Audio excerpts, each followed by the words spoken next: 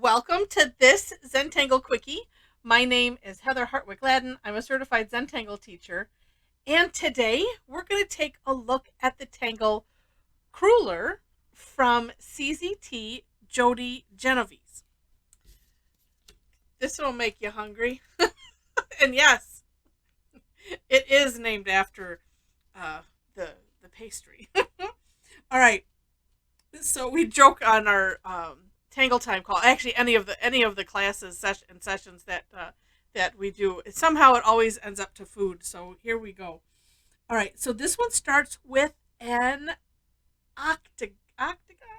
One, two, three, four. No, hexagon. Well, let's count together. Wait. One, two, three, four, five, six, seven, eight. Yeah, octagon. Okay. And if you have trouble like I have trouble making them, don't worry about it. It starts off with a straight line. Then on either, you can do either side, or if you want to do one side at a time. I'm going to do one side at a time. So then a curved, or not curved line, a straight line angling out. Oop, oop. Then a straight line. Then we can go to the other side and kind of mirror that. So an angled line, and then a straight line down. Then we're going to angle that back in, and then with a nice straight line. We'll figure out something to do with that little oopsie. All right. And you know what? It doesn't look so hot, but that's okay. All right. Because what we're going to do next, pick a place to start, and we're going to extend each of these lines. So I'm only looking at the top line, and so I've drawn over it, so that's kind of the take off, and we're landing over here. Then turn, we're only looking at this. I'm going to trace over it and continue it out. You can have it go out as far as you want.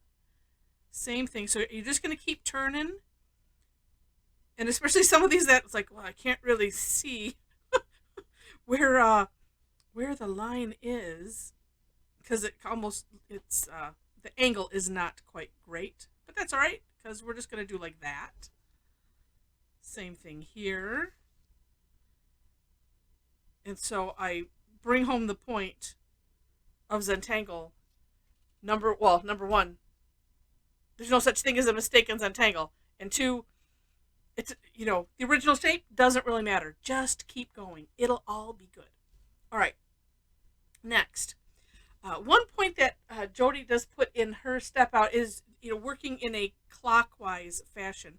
So pick one of the spokes to start with. We're going to do seed shape. So it's going to be curved lines from here on out. So I'm going to start at the tip here. And a nice little curved line. It doesn't have to be, it could be even closer to this. It's up to you type of thing. So curved line coming into that point. And then this one on the other side, we're going to bring it in to that point. Okay? And then working our way around clockwise, just have it end, just have it tuck into that little space right there, wherever that space is. Wherever you see a little corner, just keep going and just tuck it right in there. And keep working your way around.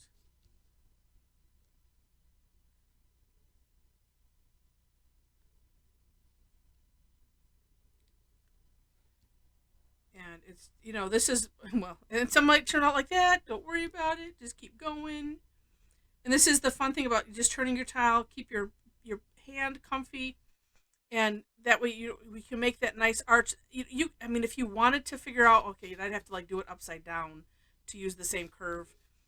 That's up to you as well. If you have a challenge with curves, you could do where you turn the tile and depending on which direction you want to start with.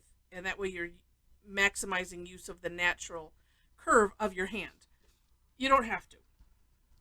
I mention it because, well, some people, we all come to this with different skill sets, different, physical challenges. And if that makes it easier for you, I just want to make sure to point it out. All right. Now, we are still doing curved lines, but kind of more like aura-ing.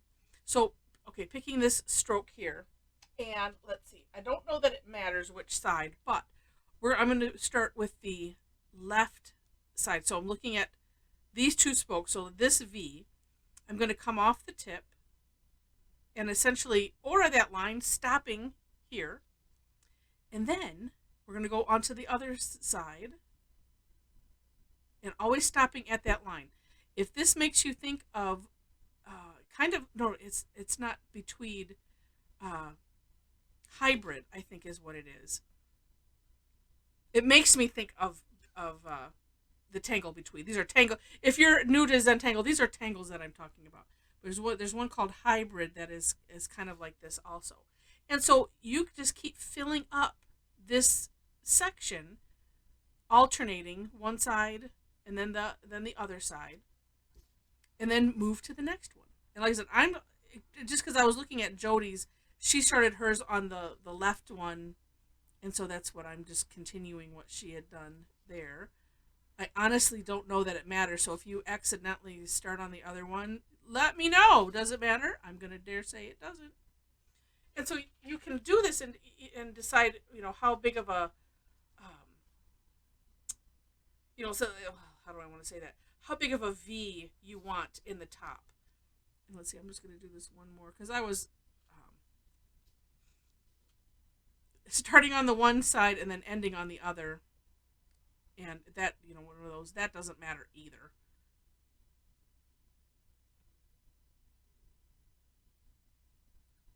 It does matter, though, to bring that line right down to the other line. Good not to go over it. I think I'll leave that there. And because each one is going to be different,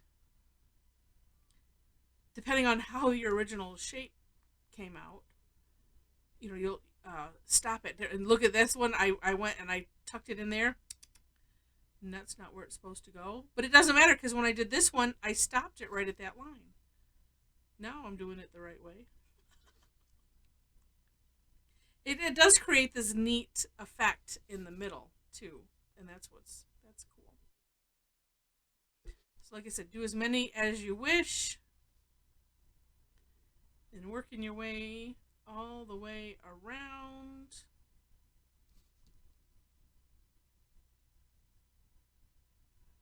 And then, too, you could play with different sizes of the centers. And on Jody's step out, you will notice, and that's in the description section, look at the For More Inspiration link. I'm going to leave that there. And you will see Jody's step out, which includes some really beautiful samples on this. But as she points out towards the end of it, of things that you could play with. So again, the size of the initial octagon. What else did she have? The lines. You could have them go at different lengths too.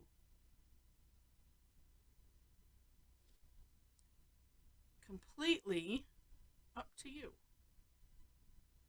I'm going to leave that one. Last one.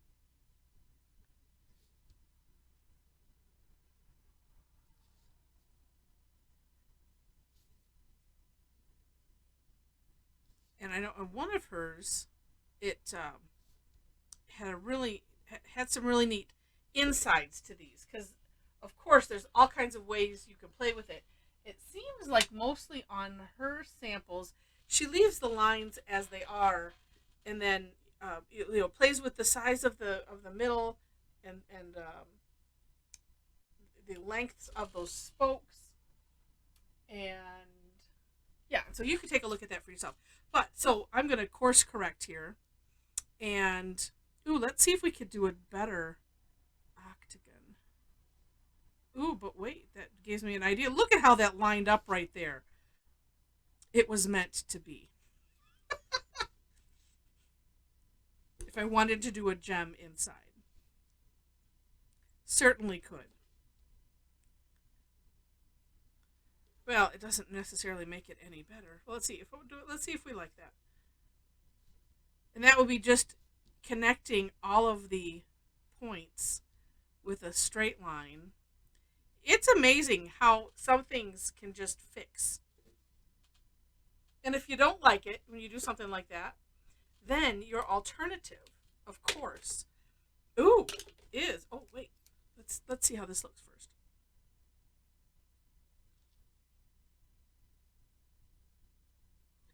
The alternative that I was thinking is I'm just going to fill it in. That was the first thought I had until I saw how neat that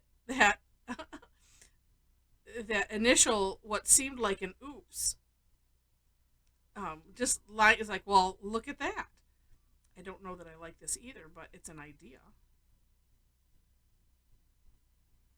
There, it's really up to. This is part of the creative fun, is finding a way. Oh, well, that's kind of interesting. And then I could make it a little bit thicker. I'm gonna go right to the graphic one. But like I said, this is the fun. To me, it's the fun part. And if it's not a fun part for you yet, well, maybe there's a way to embrace the uh, the non-perfection of Zentangle. I could fill this whole center in if I wish to.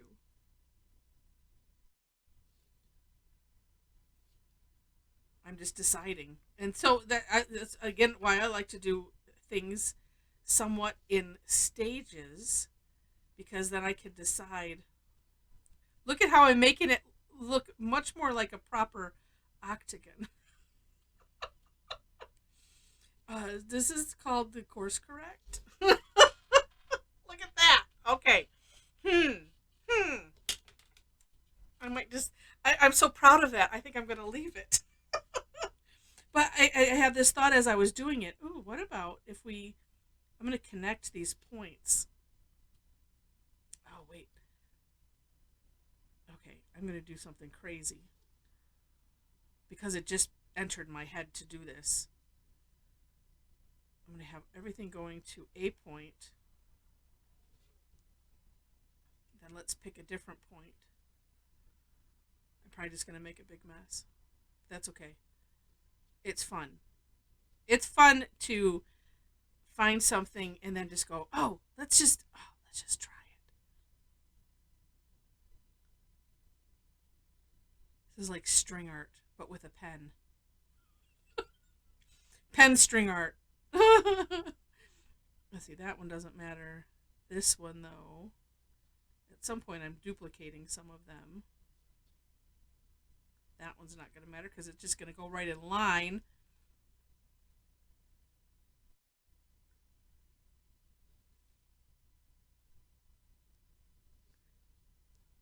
Can I call this a tangle of my own? Let me know in the comments. Now I have to remember, where did I start? Probably there.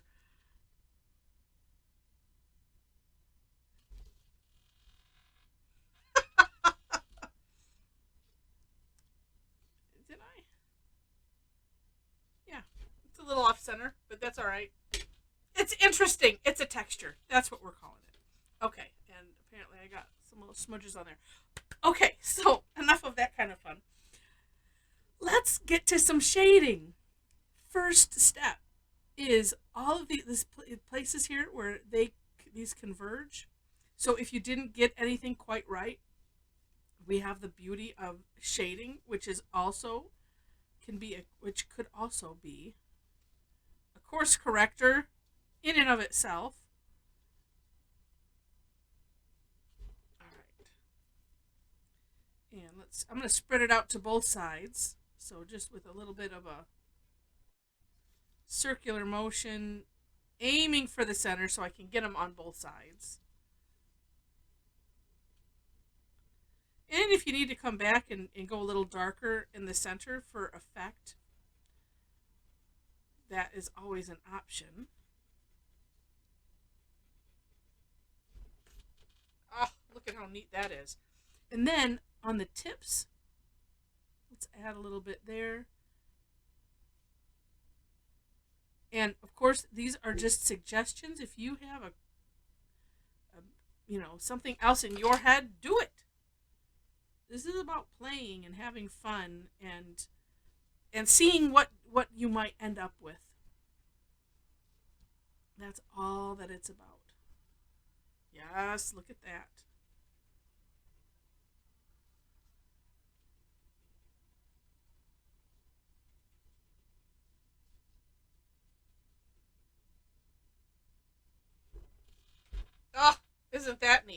And I don't feel like I need to even go around, because you could go around the perimeter of the center thing. I'm not quite feeling like I need to, because it sort of goes around right here with these little things, sort of. And I think I kind of like that.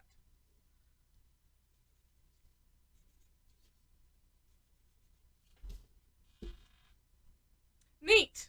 Neat, neat. Now mine look a little more bulbous than hers. It's, this is just one of those things where you just get to have fun playing with it. And think too, if I maybe left one of those out, then I'd have a little bit more division. If that's what I was aiming for, then that's what I would end up doing. But I think it looks rather neat.